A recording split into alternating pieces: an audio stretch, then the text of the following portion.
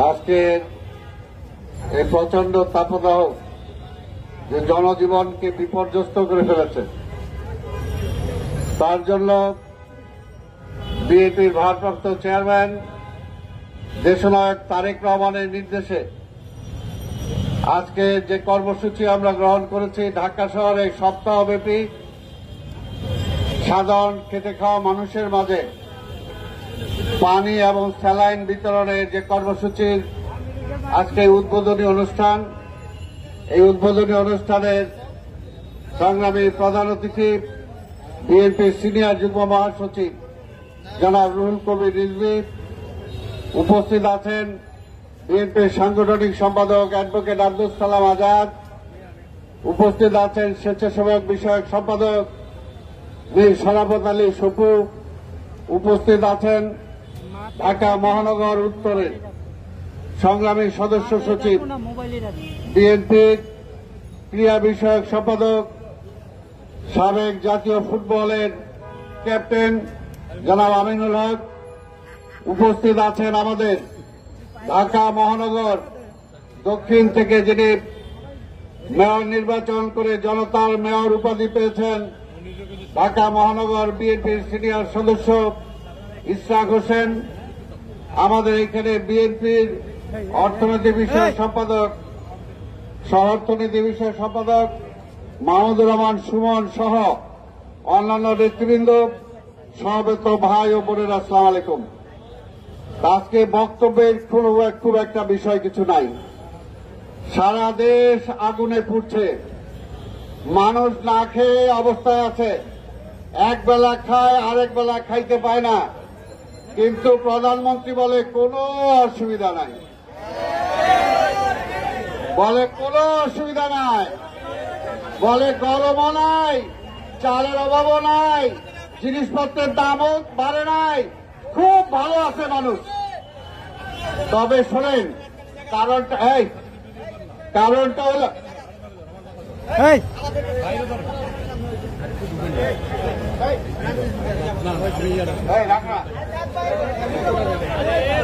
ভাই গরম হয়ে গেছে না, গরমের মাথায় গরম, এই জন্যই।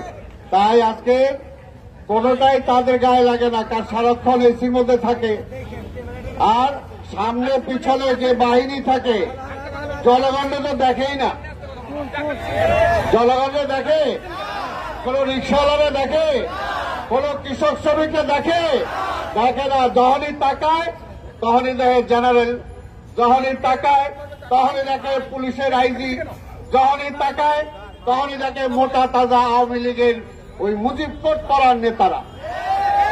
ওগুলো তো মোটা তাজা আছে, সাইতেছেই তো আওয়ামী লীগ, কাজে উনি তাকায় তো আপনাকেও দেখে না, সাধারণ মানুষ দেখে না, সেটার জন্য সাধারণ মানুষের পেটের জ্বালা বুঝতে পারে না, এই যে কষ্ট হইতেছে এইটাও বুঝে না।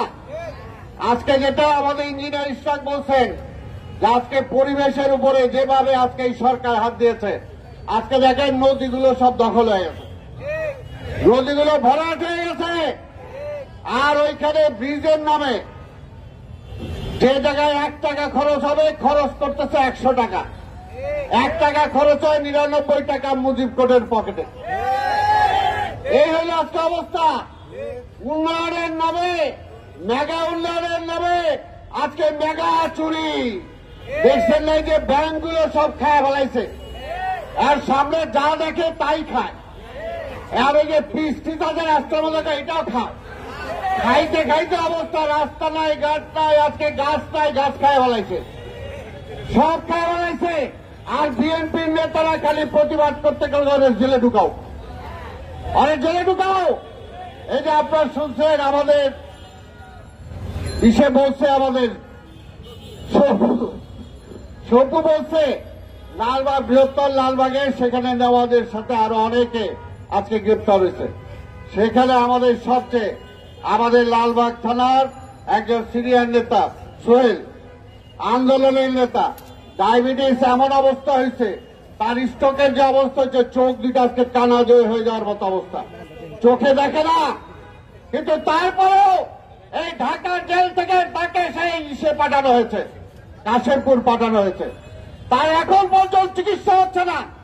আজকে মানবিকতার কথা বলেন, ওবায়দুল কাদের লিস্ট খুঁজো বাটা, লিস্ট খুঁজে বাটার ভুয়া তো অবশ্যই ভুয়া, হাসিনাও ভুয়া, ওবায়দুল কাদেরও ভুয়া। যতদিন আছে আমি ভুয়াই বলবো। শোনো, এই জন্য আজকে যেটা বলি, আজকে এই অবস্থায় দেশটা নিয়ে গেছে, বিএনপির কাছে তালিকা চায়। আরে তালিকায় যে এখানে যারা আছে, কেউ মামলাবাজ ছাড়া আছে, কেউ জেলে যাওয়া ছাড়া আছে, জেলে যাওয়া ছাড়া নাই। আজকে রিক্সাওয়ালারা এখানে কেন আন্দোলন করে? রিক্সাওয়ালাদের ধরে, ওই ওদের ধরে নিয়ে যায়। কাজে আজকে ঢাকা শহর সহ সারা বাংলাদেশের সাধারণ মানুষদের বলবো, এই সংগ্রাম খালি খালেদা জিয়ার সংগ্রাম না, এই সংগ্রাম তারেক রহমানের সংগ্রাম না, এই সংগ্রাম রিক্সাওয়ালার সংগ্রাম, মুটে মজুরের সংগ্রাম, ক্ষেত মজুরের সংগ্রাম। তাই সবাইকে বলবো, রাস্তায় আইসা আর কিছু পারি আর না পারি, হাত তুলে আল্লাহর কাছে তো একটা মোনাজাত করতে পারি আমরা, যে আল্লাহ এই বিএনপি আমরা যারা করি, আমাদেরকে রাস্তায় নামতে দেয় না, রাস্তায় নাম দিলে গুলি করে মারে, জেলখানায় নিয়ে গেলে বিনা চিকিৎসায় মারে, জেলখানায় নিয়ে যাওয়ার পরে মারা যাওয়ার পরও সেটার কোনো বিচার হয় না, চিকিৎসা হয় না। আজকে এই অবস্থা থেকে আল্লাহ তুমি আমাদের জালেমের হাত থেকে মুক্ত করো। এই কথাটা কি আমরা বলতে পারি না? হ্যাঁ, বলতে হবে। ঢাকা শহরের রাস্তায় জনগণকে সয়লাব করে দিতে হবে। ওই পুলিশ দিয়ে আমাদেরকে আন্দোলন ঠেকায়। আমরা পুলিশের বিরুদ্ধে সংগ্রাম না, কিন্তু তারপরেও বলি জনগণ মাঠে নেমে আসতে হবে। পুলিশের আত্মীয় স্বজন যারা আছে তাদেরকেও মাথায় নামাইতে হবে। পুলিশ দিয়ে একজন আরামে থাকতে পারে, ওই উপরের অফিসাররা আরামে থাকতে পারে, নিচের পুলিশটা আরামে নয়। তাই আজকে সবাইকে এই আন্দোলনে শরিক হতে হবে। আজকে হয়তো আমরা এখানে যে আমরা শুরু করলাম ঢাকা মহানগরীতে, এই রিক্সাওয়ালা খেটে খাওয়া মানুষের মাঝে এই পানি তো কিছুই পারি না, একবার খাইবেন শেষ হয়ে যাবে। কিন্তু এটা প্রতীক, এটা হলো বেগম খালেদা জিয়া তারেক রহমানের পক্ষ থেকে আপনাদেরকে শুভেচ্ছা, এবং বেগম খালেদা জিয়ার জন্য দোয়া করবেন, তারেক রহমানের জন্য দোয়া করবেন। বাবুল আসো, কৃষক দলের সংগ্রামী সাধারণ সম্পাদক, বসতে দাও, বসতে দাও। তা আমি আর বক্তব্য দীর্ঘায়িত করব না। আপনারা এখন আমাদের এখানে জানেন, আমরা এখানে একটা মিছিল দিছিলাম কি আমাদের মহানগরের সিনিয়র যুগ্ম আহ্বায়ক নবীউল্লাহ নবী, আমাদের এইখানকার মতিঝিলের নির্বাচিত কমিশনার হারুন রশিদ হারুন সহ ঢাকা মহানগরের অনেকে আজকে জেলে আছে। তাই সেটার প্রতিবাদে একটা মিছিল দিছিলাম। এই ভয়েসটা আওয়ামী লীগ কেটে গেছে, মনে করছে আওয়ামী লীগ অফিস দখল করি কিনা, ওইখানে সমাবেশ দিচ্ছে। বিএনপি দখলে বিশ্বাস করে না, বিএনপি ওই চিফ জাস্টিসের বাড়িতে হামলা করে নাই, বিএনপি ওই এখানে পুলিশ হসপিটালে হামলা করে নাই। আমরা দেখছি এর আগে প্রধান বিচারপতির বাড়িতে শেখ হাসিনা কাকে পাঠিয়েছিল অস্ত্র দিয়ে, আমরা দেখেছি চিফ জাস্টিসকে কারা এই দেশ থেকে বিতাড়িত করেছিল, আমরা সেটাও দেখেছি। এই সমস্ত মিথ্যা কথা বললে বিএনপির নামে পার পাওয়া যাবে না। বিএনপি আগুনে বিশ্বাস করে না, বিএনপি জ্বালা উপরে বিশ্বাস করে না, বিএনপি কারো বাড়িতে হামলা করে না। আপনারা দেখেছেন এই আওয়ামী লীগ, এই যাচ্ছে তার সাথে আছে জাসদ, এই জাসদ অফিস জ্বালায় দিছিল। এই আওয়ামী লীগ এইখানে যে রুল কবি রিজভি আছে, এই অফিস ভেঙে তাকে নিয়ে গিয়েছিল, আমাদের অফিস কিভাবে ভাঙচুর করেছিল আপনারা দেখেছেন। কিন্তু বিএনপি কখনো গেছে আওয়ামী লীগ অফিসে? যায় নাই, আমরা সেটা বিশ্বাস করি না। তাই ভাই আজকে আল্লাহ বলছে যে অন্যায় করবে তার বিরুদ্ধে প্রতিবাদ করা ফরজ। আজকে হাসিনার বিরুদ্ধে প্রতিবাদ করা ফরজ। কাজে যারা প্রতিবাদ করবে না, যারা দালালি করবে, আল্লাহর পক্ষ থেকে তার উপরে গজব নাযিল হবে। পরিষ্কার কথা আমরা চাই, আমরা আওয়ামী লীগ ছাড়া আমাদের অন্য কারো কোনো বিরুদ্ধে কিছু নাই, আওয়ামী লীগের বিরুদ্ধে কিছু নাই, আমরা বলছি ক্ষমতাটা ছাইরা একটা নির্বাচন দেন।